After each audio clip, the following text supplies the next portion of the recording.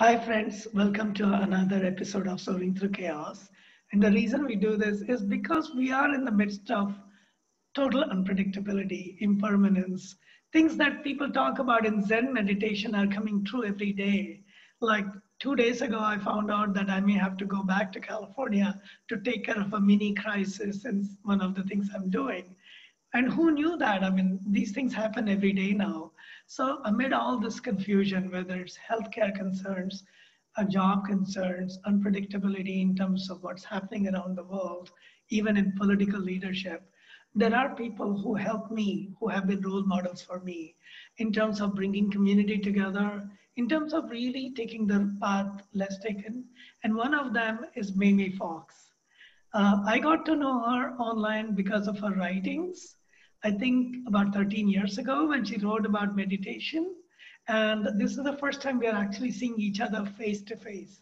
We've been friends online and on the phone, but this is really the first time we're talking. So Mei, you'll have to tell us about you and the kind of work incredible work you've been doing. Well, thank you, Shankar. Thank you so much for having me. It's really an honor to even be asked to participate. So tell us, how did you get into being a journalist, writer? I know that you share your heart many times when you're writing, either about yourself or about others. And it's amazing, whether it's about your Vipassana meditation experience or motherhood and all that. Tell us about it. How did you get into writing? Yeah, well, it's interesting because I always loved writing, even when I was a little kid. And yet I never thought that it could be a profession, a way to make a living. So I didn't even major in English. I majored in psychology. And then I was graduating from Stanford and I didn't know what I wanted to do next. And I got a job in the business world. I spent 2 years working as a management consultant at McKinsey & Company, which is like this very prestigious global organization, you know. It was an amazing learning opportunity, but I said, this is totally not for me. I'm not cut out for this cutthroat business world.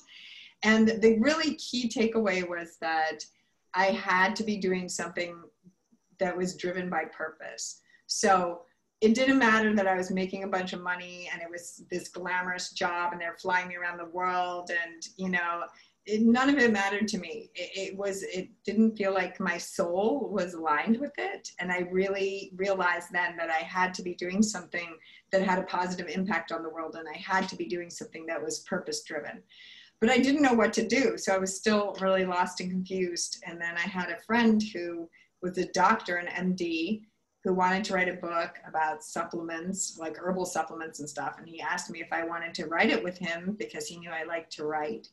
So I ended up writing the book proposal, sending it to a bunch of friends. And the long and the short of it is it got picked up by a publisher and it was published. And out of that experience, I had a mentor who was the senior editor at the publishing house. And she said, you know, you can do this for a living. And I said, do what? I didn't even know this was a career. I mean, a lot of people don't know this is a career, honestly, ghostwriting and freelance editing other people's books. Like, I didn't know that was a career. And she just happened to be this incredible woman, Amy Hertz, who was the head of Riverhead, a division of Penguin Putnam. And she published The Art of Happiness by His Holiness the Dalai Lama. And she publishes a lot of spiritual books. And so she kind of like invited me on this path to work with these spiritual leaders. And it was just this incredible sort of serendipity where I feel like I just set my intention to find a career with purpose, but I didn't know what. And then life just kind of led me down this path to suddenly now I was editing a book by Robert Thurman, who's a professor of Buddhism at Columbia University. And suddenly I'm editing a book by His Holiness the Dalai Lama and Howard Cutler. I did The Art of Happiness in a Troubled World. And so then suddenly like I'm being exposed to all of these ideas that started to shape me and who I was, and particularly Buddhism. So don't consider myself Buddhist per se. However, I believe it's a philosophy and a psychology that I really ascribe to. really resonated with me. It aligns very closely with Western psychology, actually, which is this idea that you create your reality in terms of how you respond to events that happen to you. And so I started down this spiritual path, and then I started writing my own stuff. And this was another thing where it wasn't so much a conscious choice. These writings like birthed themselves, and I felt an intense desire to share with the world in the hopes that maybe someone else out there who is lost or struggling would resonate, or it would sound familiar, or maybe they'd get a little bit of wisdom, or maybe they'd feel like, oh, I'm not alone. And that's really the only purpose. That I didn't even know if I'd have an audience if 5 people were reading it or 100 people were reading it. And so I went down that path. So I was blogging for a long time for intent.com, which was founded by Malika Chopra, Deepak Chopra's daughter. So I wrote for her for a long time. And then through that, I connected to Huffington Post, and I was writing for Huffington Post. And now I write for Forbes. And I mostly interview other people talking about how they have aligned their careers with their life purpose. So a lot of them are entrepreneurs, change makers, leaders of nonprofits, authors, things like that. But I still do share my own story from time to time as well. And it's amazing because I've learned a lot, and the humility with which you share about your life, the challenges and all. Many people come to spirituality or any kind of wake-up call in midlife. Looks like you got into it in quarter life or much earlier, Yeah. which is a blessing. I came to understanding myself through meditation in midlife, in my late 30s. And I'm grateful. But what was it like when you actually got into meditation at some point, like those deep 10-day meditations and all? Yeah. Well, actually, to be totally honest with you, I was resistant. I really resisted meditation. So even though I was considering myself on the spiritual path from my mid 20s, really, as you say, like a quarter life kind of thing, I thought, I can't do it. I really had this voice in my head that said, I can't meditate. Like, it's not for me. You seem like this too.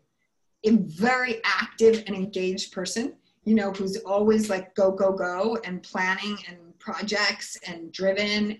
And it just seemed to me sort of the antithesis of that.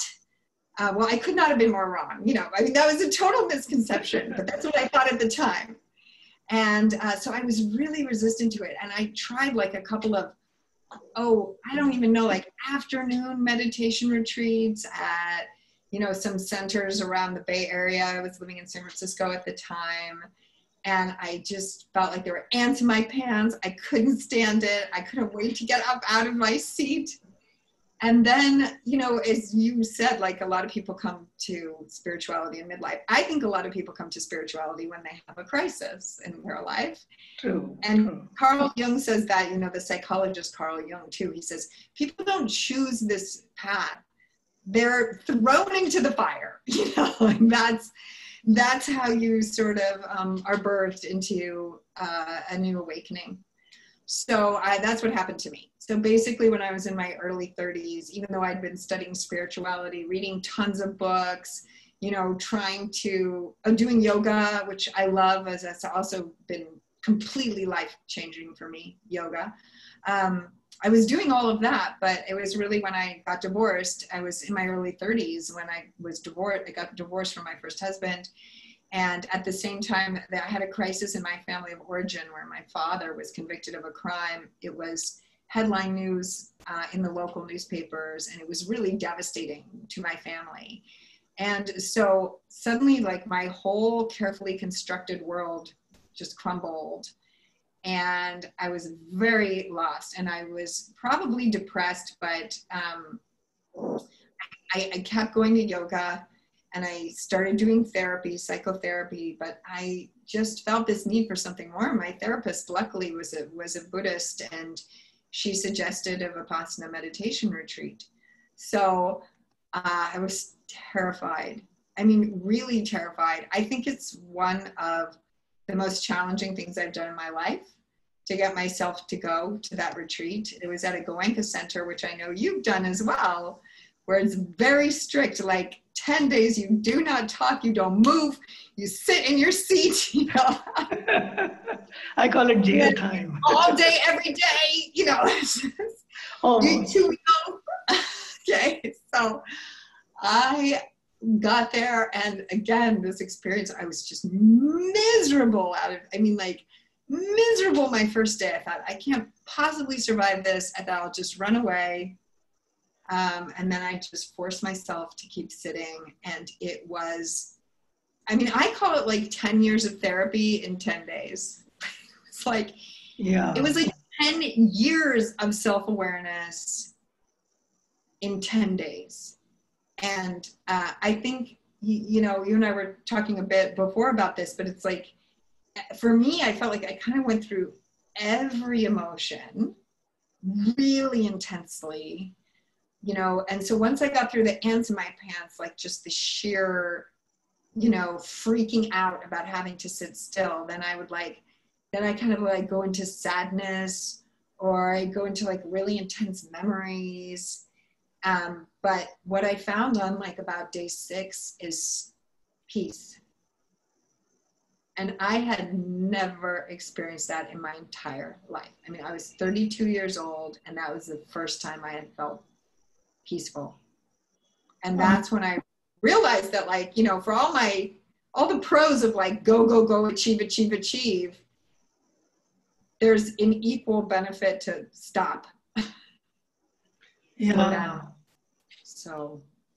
That's amazing. That's amazing. And I remember that was my first introduction to you, and the story you wrote about your 10 days of meditation. And I had never written about it, but it was extremely intense for me. And I'm an out and out extrovert, so it was very difficult for me to keep quiet. Yeah. I would say the reason I'm even able to do these interviews is because I learned to keep my mouth shut for at least an hour when somebody is speaking, and would not have happened if I hadn't done 10 days, So it's really quite extraordinary. And it went on from there. I experienced intense bliss. Extreme intense bliss. I also had this moment where it sounds like such a stereotype, but I was literally hugging a tree. Yes. Because I felt such a profound gratitude for the earth that I'd never experienced in my life before either. Never in my life. Of course I appreciated a sunset or a beautiful view, but this was much deeper awareness of our interconnection. And I could see it. I don't know if you had that experience. It's I could see how it's visceral, as they call it.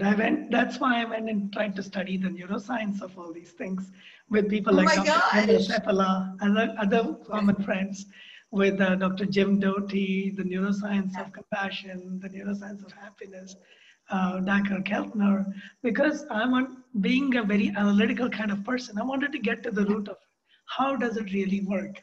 I'm not okay with experiencing it. So I'm experiencing all these things, but how does it really work?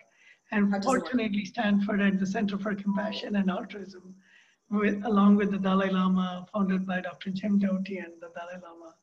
And it was great to learn about it and meet with amazing friends who are common friends in some of those cases with you. Yes. Yeah. That reminds me, it's always nice to go through these intense experiences, whether it's a passionate career or a passionate, say, 10 days of experience. But if we really pay attention, it actually changes our life.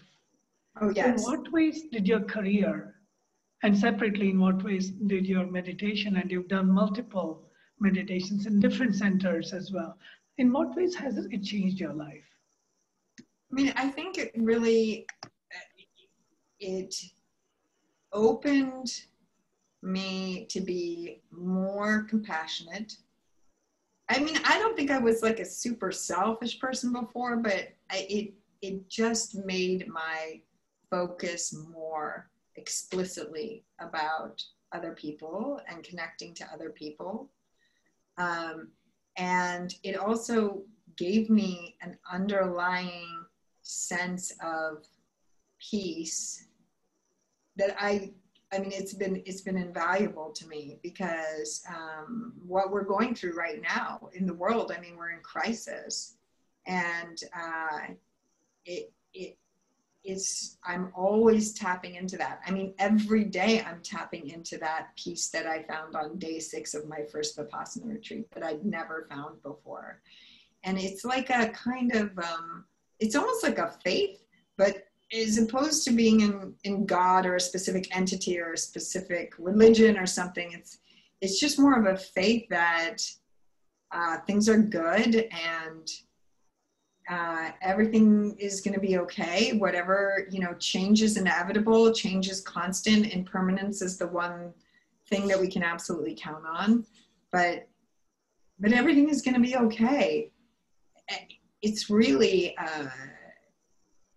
it's been such a gift in my life. Yeah. And another place where we connected was when you started writing stories about people working remotely. That was more than 5 years ago, when very few people were working remotely. It's like a world apart. Crazy? Isn't that crazy? Early 2016, more than 4.5 years ago. Yeah. So tell me about it.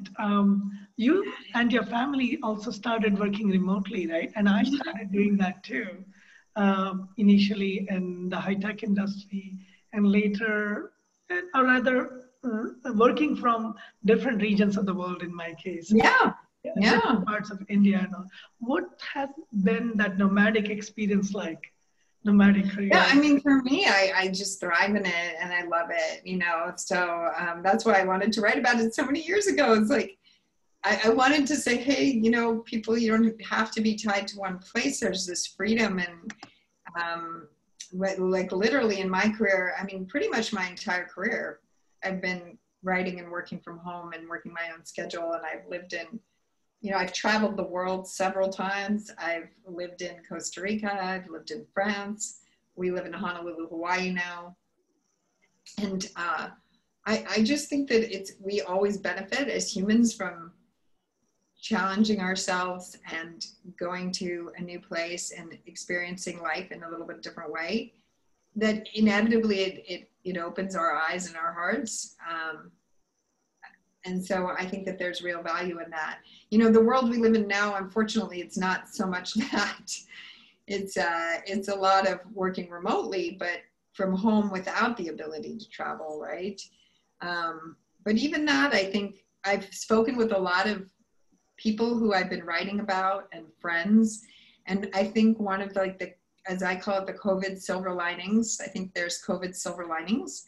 Yeah. One of them is that people who were working in the office and are now working from home are realizing that they don't have to work in an office, and they're feeling more free in that regard from where the future goes from here.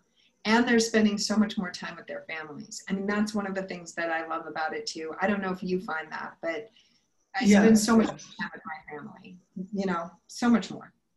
And in fact, just grab lunch or something, you know what I mean? Like just sit down and have lunch, or, little moments here and there that you wouldn't get otherwise. It's interesting that you mentioned that.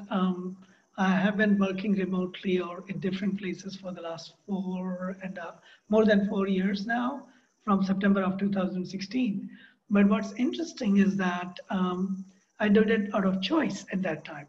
And now there's less choice, because grounded at home, sheltered in place, or lockdown, whatever you call it.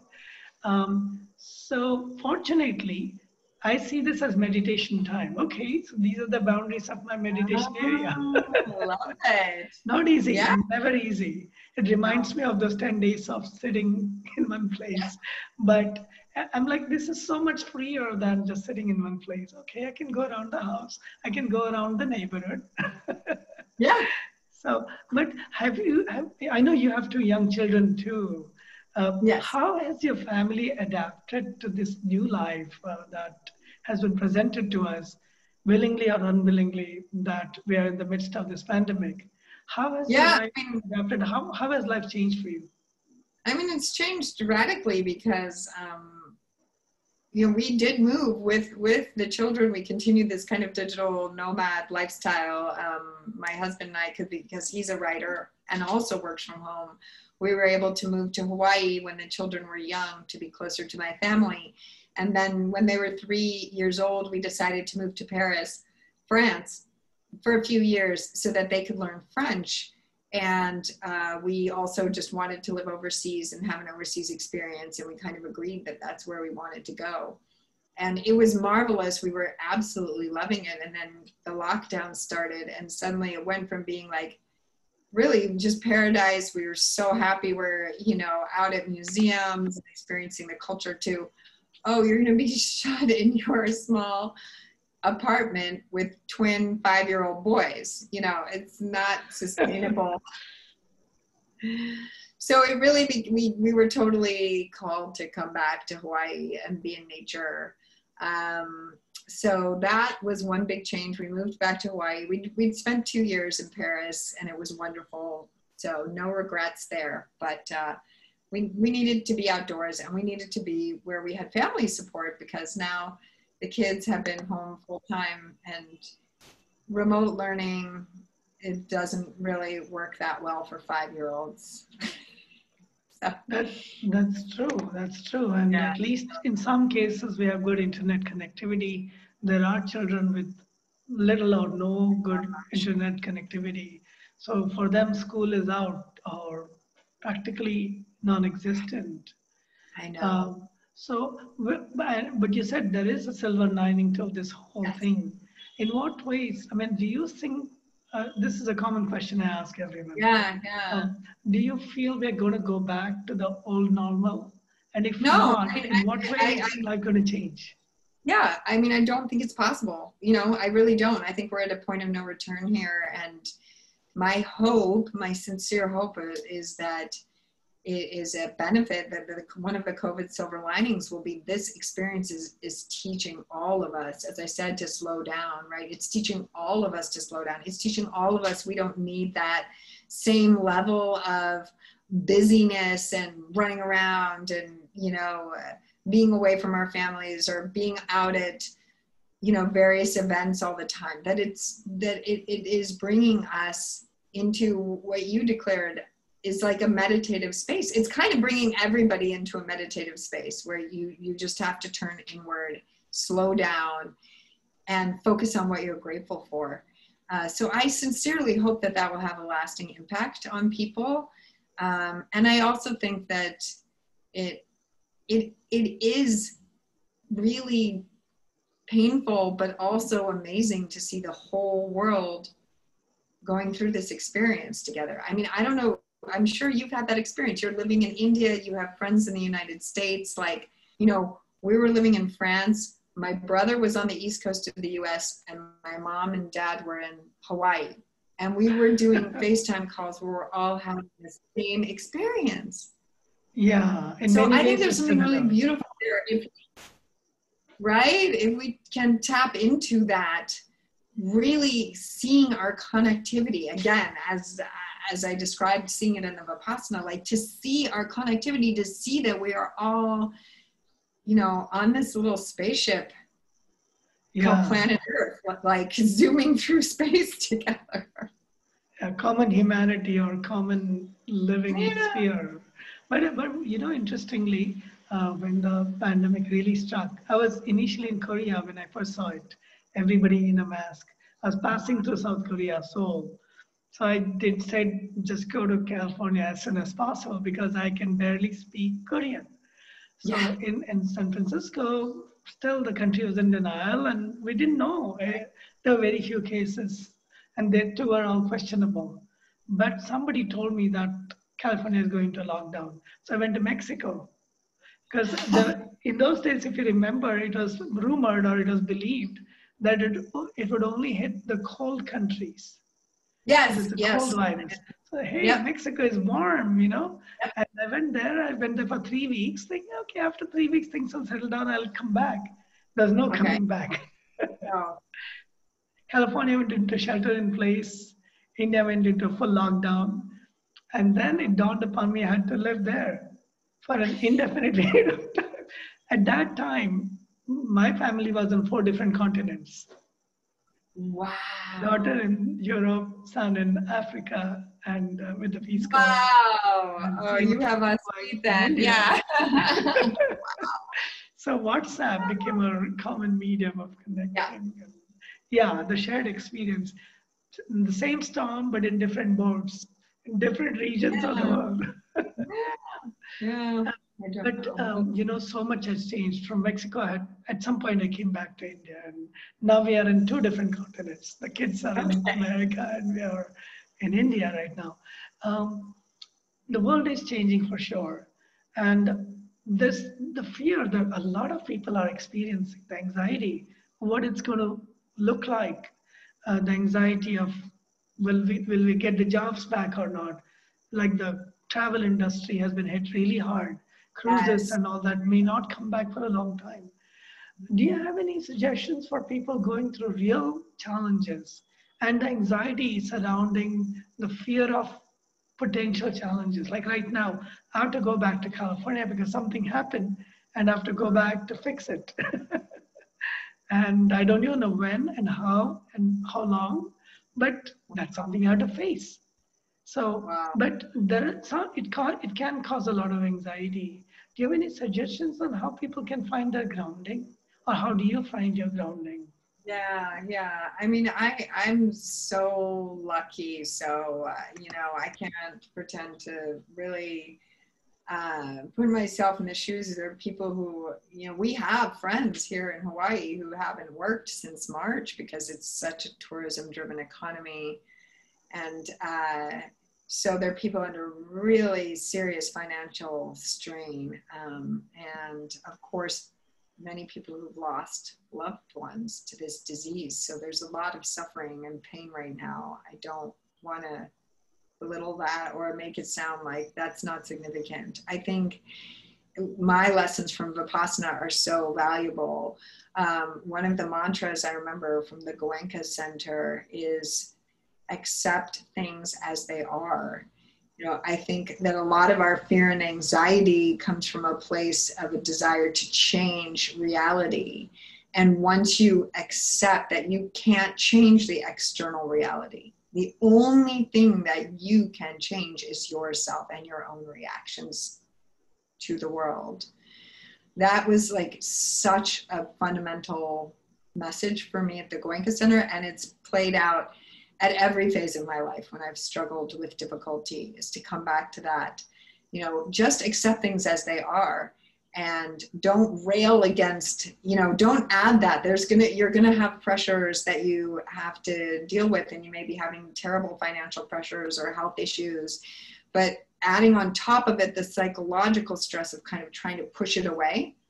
I recently worked on a book with Frank Ostaseski, who ran the Zen Hospice Project in San Francisco for almost 30 years. And he wrote a book called The 5 Invitations, which is what dying can teach us about living well. And one of his beautiful messages in that book is welcome everything, push away nothing. And I think that's a beautiful way of saying that, is just, let it all come in, let the anxiety come in, let the fear come in, let the sadness come in, welcome it all, let it come sit at your table, have tea with it. Don't try to slam the door in its face. It doesn't work. It doesn't work.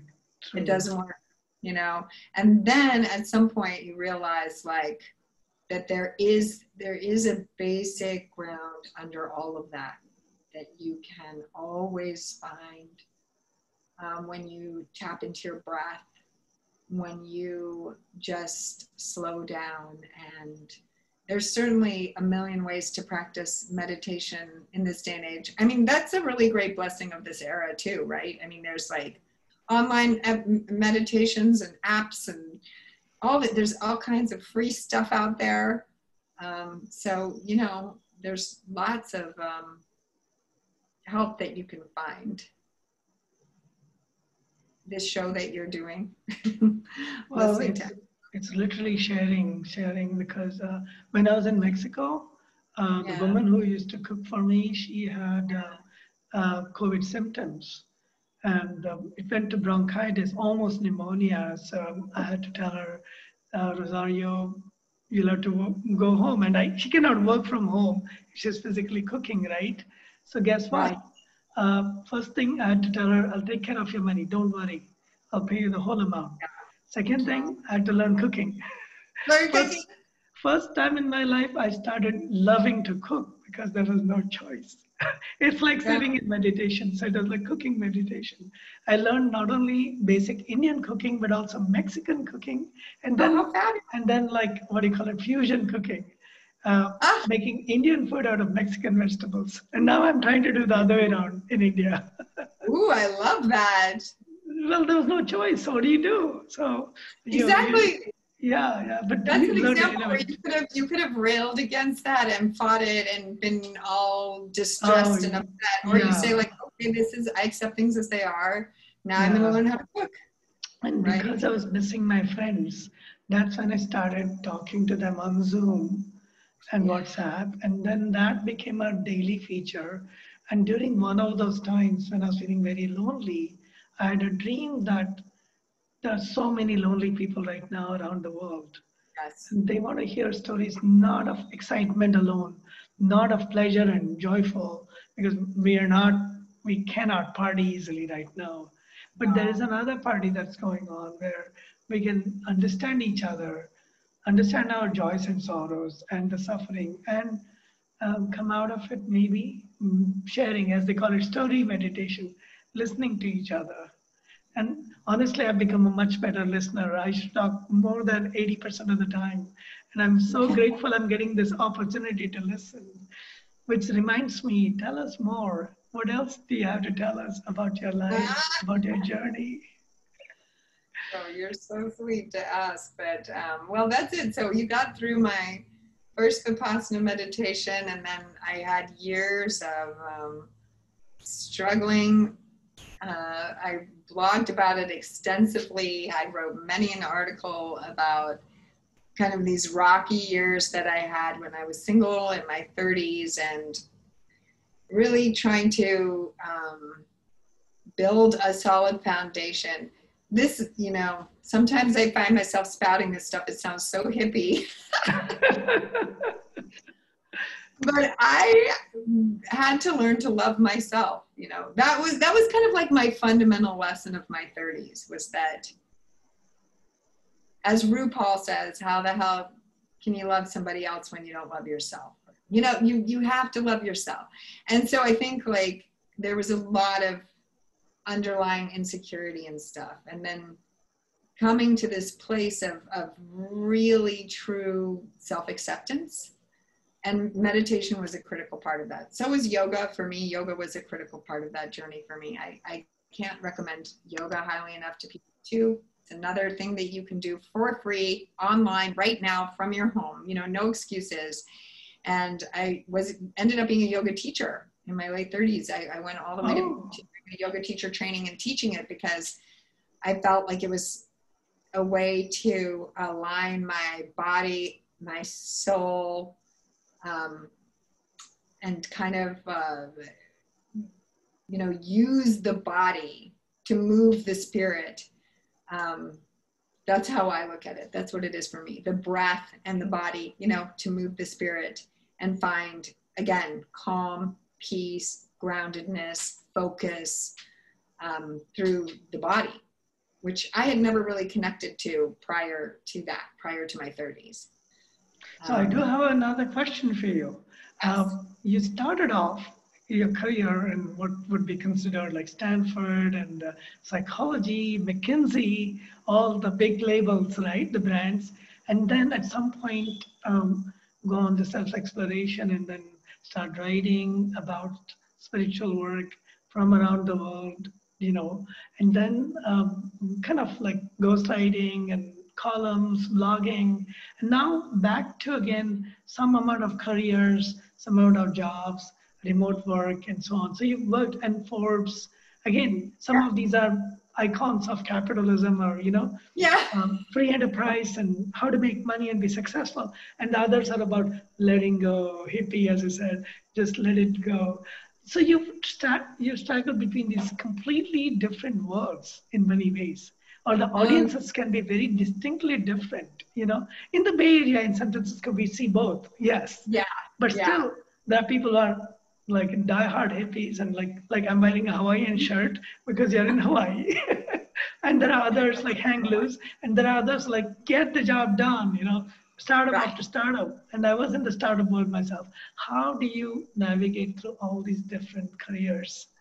And of course, being a mom too. And being a mom, yeah, no, that's the latest career for sure. Has its own challenges, but no, I think when I got the opportunity to write for Forbes, and they were just starting Forbes Women at the time, and I was so excited to connect with the founder of that division, this woman, Christina Valletta, because I said, well, if I'm going to write for this, I have to write about passion and purpose, because that's like my entire reason for being now, ever since I, left McKinsey and left that corporate track. So all of my articles are about passion and purpose, and the vast majority, there's a very specific agenda that I have, which is that these companies either have an environmental mission or a social mission. Their B Corps or their philanthropic efforts, or they're giving back to the world. And so I kind of view it as a little bit like, you have to infiltrate the system.